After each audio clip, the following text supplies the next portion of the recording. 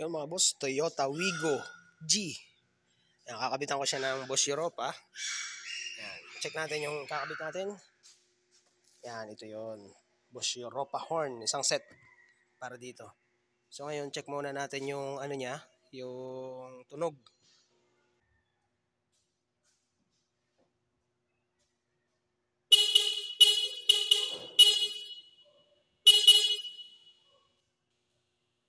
So ayun ang tunog niya. Ganun lang, iisa lang siya. Ngayon, check natin yung ano, yung pinakambusina niya kung nasaan.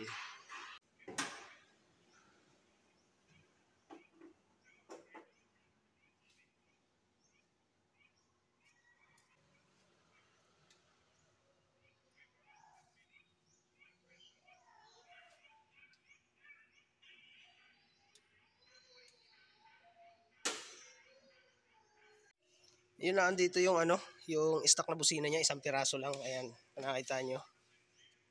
Ayan. Ngayon, malamang gagawa ako ng bracket dito. Kailangan kong kalasin ng bumper.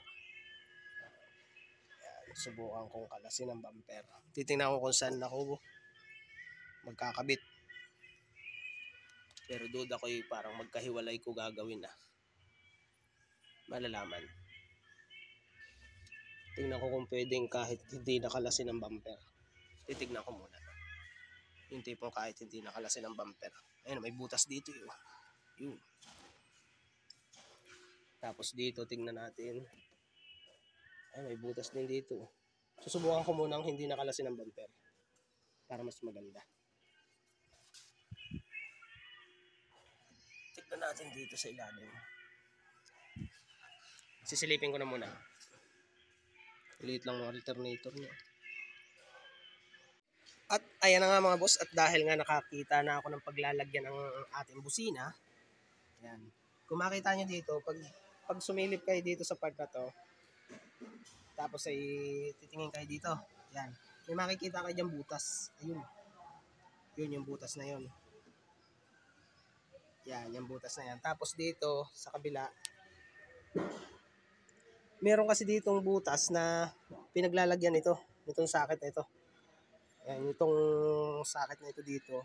Yan, yun ang paglalagyan natin dyan ng tornilyo. Yan, magkabilang side. Hindi ko nakakalasin ng bumper kasi bago pa ito eh. Tsaka pati kapag kinalas natin yan, kalimitan umaangat ito. Hindi siya bumabalik ng maganda. Ayan. Yan mga yan.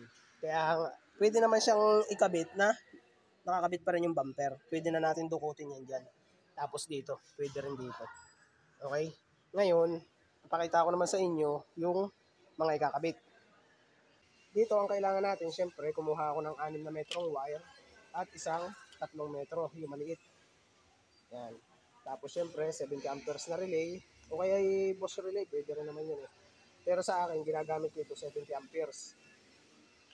Yung solder, fuse na 30 amperes, kulay green, or yung kulay dilaw, 20 amperes. Pwede din yun. Terminal na bilog, dalawa. At tornilyo na ganito, 2 inches na tornilyo, dalawa. Dalawang tornilyo na yan. Tapos ay tig-tatlo na nut. Tig-tatlo. Tapos ay tig-4 na washer.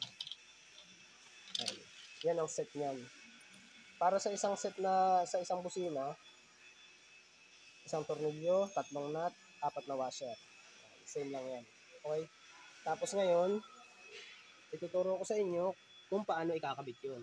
Ngayon, ang gagawin ko muna, maghihinang muna ako ng wire para sa busina. Unahin ko yung dito, tapos ikakat ko na muna. Papakita ko na lang sa inyo. Tapos isang wire. Tapos dahil nandito yung stock na busina, papakita ko rin sa inyo kung paano set up niyan. Okay, uuna muna ako ng wire dito. Yung isa-set up ko muna yung isang busina dito. Sa left side, tapat ng battery. Yan muna ang unahin natin bago yun. Paliwanag ko sa inyo kung paano at kung bakit.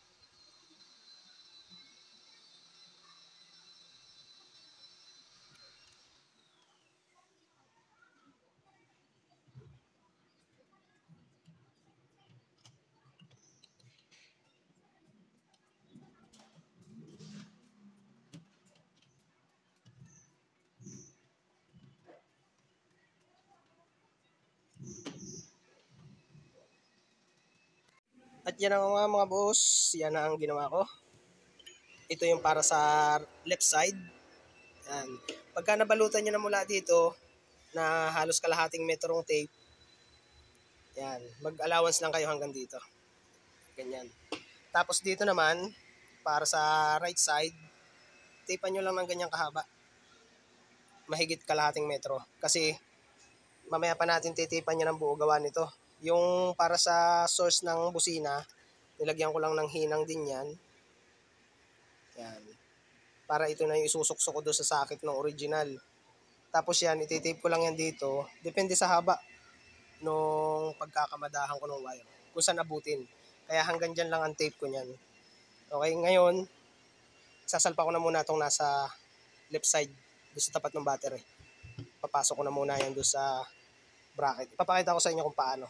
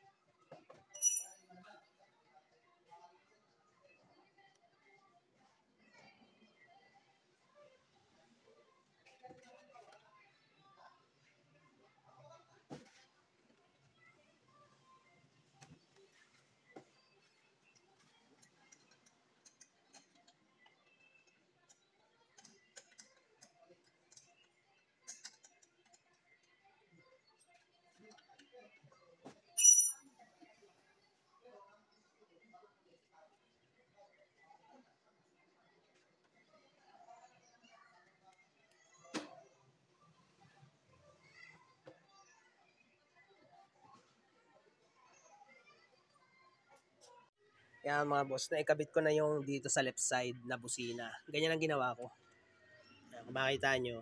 Ang ginawa ko muna doon sa tornilyong mahaba, ikinapit ko muna dito sa lata. Nakatornilyo yun, parehas may washer. Washer dito sa likod, washer din sa kabila, tapos ay nut na 12. Tapos ganyan ang ginawa ko. Yan. Naglagay muna ako ng nut, tapos washer, tapos itong busina, tapos washer ulit, at nut ulit na 12. Yan. Parang pinakang inipit ko siya. Pareha siyang nut yung dulo, yung magkabilaan. Okay? Tapos yung sobra niyang wire, yan. Yan yung ihihinang ko mamaya dito. Tapos ito, iaayos ko din ito. Kasi tinanggal ko yung socket niyan eh. Ito. Yun lang tatanggalin nyo dyan. Tapos ikikable tie na lang natin yan dito mamaya. Papakita ko naman sa inyo. Tapos dito naman tayo sa kabila, sa right side. Ganun din lang yan. Yan, yung tornilyuhan na yun. Ayun, nakita nyo. Yan. Ganun lang din yan. Pero kaibahan, dito ko kinuha yan. Kinalas ko lang yung plastic clip dito. Tapos dun sa ilalim. Yan, yung dalawa dito. Yan, dalawa lang naman yan. Yan, dalawang plastic clip. Tapos dito ko sa ilalim, pinadaan yung busina. Tapos dinukot ko dito yung pagtutornilyo ko, paghigpit ng tornilyo. Tapos yan dito, ayan, hanggang dito lang ang pagkakatape ko. Ayan, hanggang dyan lang yung tape. Kasi, ikikable tie ko yan din eh. Diyan. Tapos iiwan ko dito yung wire na gagamitin ko dito sa businang stock. Ayan. Okay? Tapos ililinya ko na yan hanggang dito. Tapos ihihinang ko yan. Tapos ilalagay ko na yung relay. Siguro dito na lang. Okay? Pag ganyan ang gagawin ko. Kailangan lagi may allowance tayo dyan para maganda. Okay? Kakamada ko na muna to.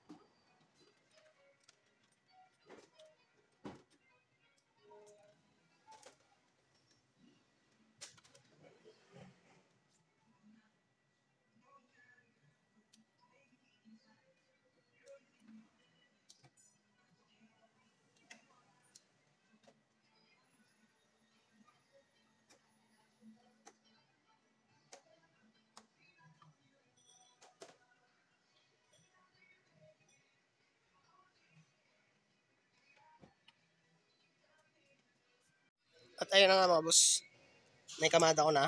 Ayan, naka-cable tie na yan. Tapos dito, yung para sa original horn, do sa socket, iniwan ko na yan dyan.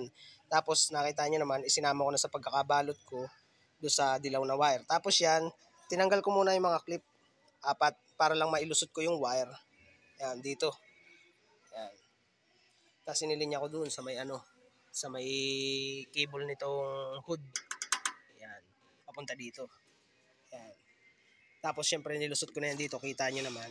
Tapos yan, ihihinang ko na lang yan dito. Ayan. Para pagka naiayos ko na, ilalagay ko na dito yung relay.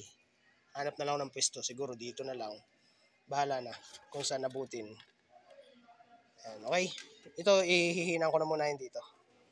Ayan, nagpapainit na ako ng panghinang. Okay? Ayan. Tapos ay ililinya ko na yung relay. Ayan na nga mga boss, na-tap ko na. Yung dalawang wire niya dito, inihinang ko na siya dito sa part na to. Binalutan ko na kasi basic lang naman yan kung ihihinang nyo eh. Yung dalawang wire niya, tapos doon sa dalawang wire nung galing doon sa right side, itatap nyo lang yan. Itatap nyo yung isa ditong wire, itatap nyo yung isang wire dito. Yan, ganun lang. Tapos yan, may allowance. Tapos dito, ikakabit ko na yung relay. Ito yung para sa 87, ito yung sa body ground, at ito yung 86 sa switch ng busina. Yan. Okay, so ililinya ko na muna itong na to, relay. Tapos maglalagay na lang ako ng body ground, siguro ay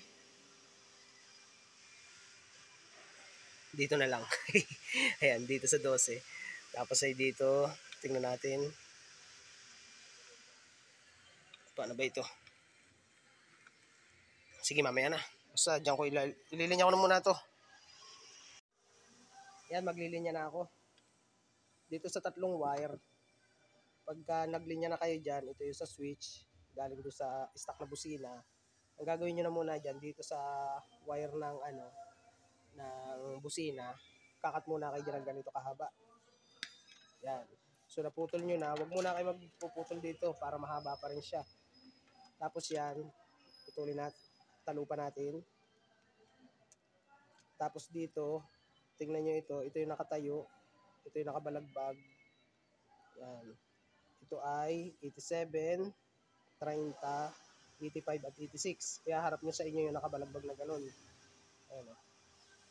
Tapos yung nakatayo na ganyan, ito yung 30, 85 at 86. So dito muna tayo sa 87. Tatap na natin yan dito. Ito kasi yung papunta na sa busina na positive. Yung Bosch Europa kasi natin, walang polarity yun. Kahit alin doon, pwede nyo gamitin as positive or negative, baligtaran yun. Walang polarity. Kaya dito, wala akong label na nilagay kung alin dyan ang negative or positive. Basta kung alin lang dyan gusto kong itap sa 87, pwede. Yan. Pag natipan nyo na yan, 85 naman. Yung 85, so ito yun, 85, yung red.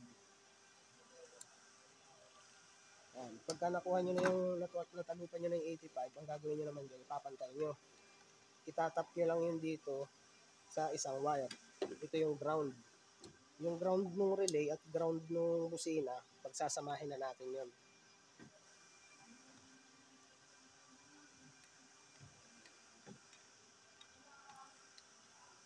Yan. Pagka anuhan nyo na yun, naitap nyo na yun, paper nyo na agad, syempre. Sureball na yan. 85 ground. Body ground kasama nung 85 ng relay. Kasama nung kabilang wire ng busina. Yan. Pagkatapos nyan, yung 86 naman, talupan na natin to. Yan yung 86.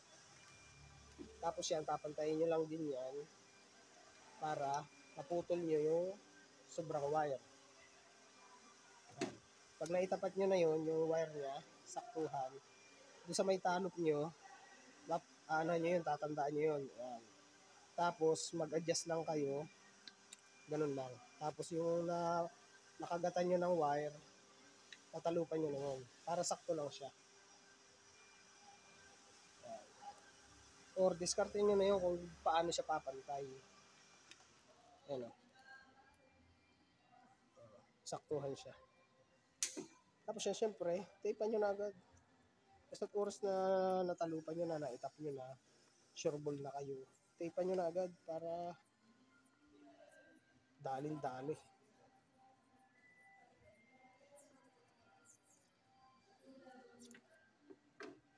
Pagka nakuha nyo na yon, so itong kabilang dulo ng wire natin, itap na natin doon sa 30. Ito sa number 30 ng relay. Ito ang lalagyan natin label. Kasi ito, yung negative positive, yung rekta sa battery at rekta sa negative. Titipan natin agad yan. Tapos yan, kapag ka naayos nyo na, yan, diba, ganyan na. Diba, wala pa yan label. Yan. O, buo pa yan, o, wala pa akong pinuputol dyan. Ngayon, ganito gagawin nyo dyan. Siyempre, ipapantay nyo yung wire ng relay. Yan. Saka nyo siya babaluktutin ito. Para mapantay nyo dito. Yan. Yan. Pagka natapan nyo na dito, at na kilo nyo na yan, tapan nyo dito para pinakamabilis. Para hindi kayo malito. Yan. Tapos, yung 85 dito, yung magkasamang wire, ayan.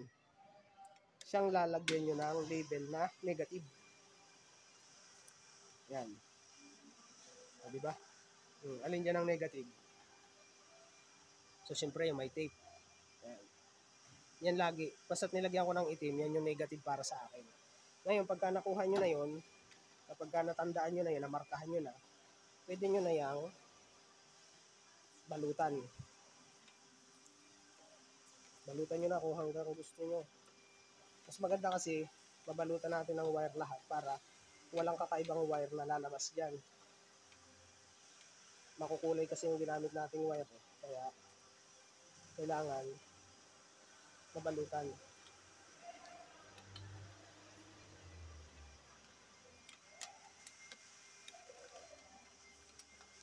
Yan. Pagka natapan nyo na yan, tigil mo na kayo dyan. Kasi, ikakamada ko na yan dun. Ikakamada ko na muna.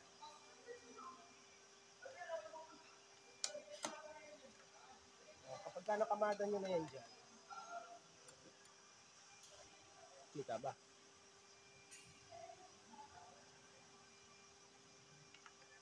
Okay? Ayan o. Halos saktuhan lang din siya. Okay? So, pagka nakuha nyo na yun, pwedeng dito sa ilalim natin ilagay yan, or patayo. Depende sa trip natin. Trip natin sa buhay. Ayan.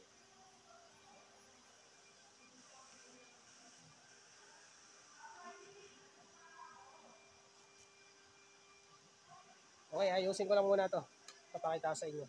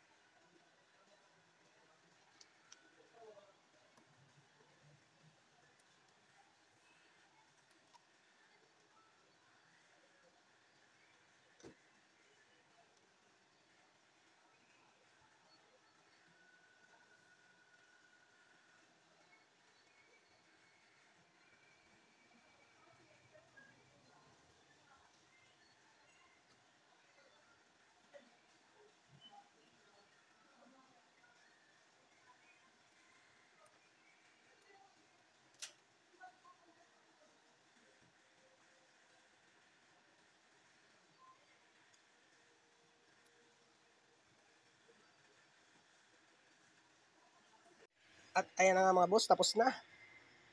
Check natin yung busina. Ayan ang itsura niya. Relay, dito ko na nilagay. Ayan ang pagkaka-wiring. Unat na unat. Tapos dito yung negative niya, tornilyo na 12. Ito kasi 8 ito eh. Yan. Ito 12. Yan, negative. Tapos yung positive with fuse, 30 amperes. Dito ko nilagay. Yan. Okay. Tapos ilak na natin yan. Yan ang kamada mga boss. Tapos dito, yan ang kamada. Tapos dito mga boss yung terminal. Kita ba? Ito. Yan, yan. Binalutan ko na ng tape. Pero naisuksok ko na yung ano dyan, yung socket no original na busina, yung para sa 86, number 86 ng relay. Yan, tapos ito yung busina sa right side. Ayun yung tornilyo niya. Kita ba? Kita nyo ba? Yan. Okay, 12 na tornilyo yan. 2 inches na ano, na tornilyo. Yan, itsura. So ayun. Titestingin ko na lang ito. Okay?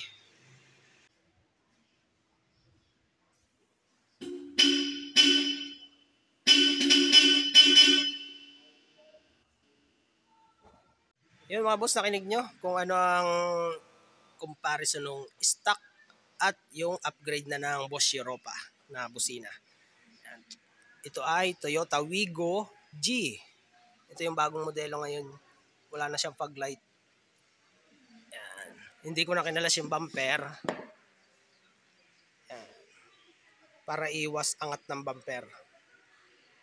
Okay? So yun. Kung nagustuhan nyo yung videos, like, follow, and subscribe. At sa mga bagong pasok dyan, subscribe na kayo mga boss. Salamat agad. Thank you.